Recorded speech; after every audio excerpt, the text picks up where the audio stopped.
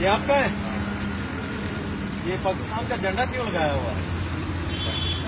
हाँ पाकिस्तानी है। हाँ अच्छा अच्छा। तो इसमें क्या है? तो ये दिन के कितना सारा बच जाता है?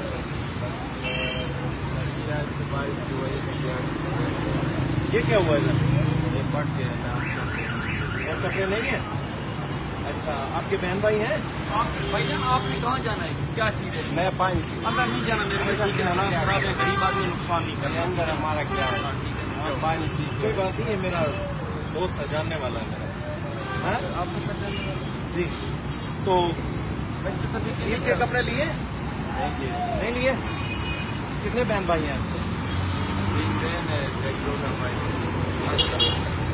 बड़ा परेशानी है, ईद आ गया।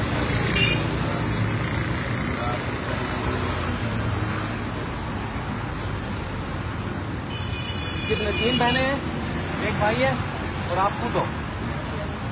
अच्छा ये ईद के कपड़े लेने हैं आपने? ये गिनो जरा कितने हैं?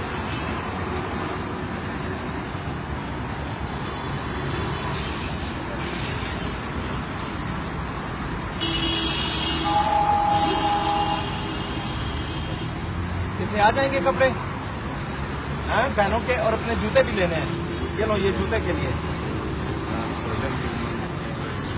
हाँ क्योंकि क्यों आपको तंग कर रहे हैं? ये पानी पानी नहीं पीने देते। आओ मैं पानी पिलाता हूँ, आओ मेरे साथ आओ।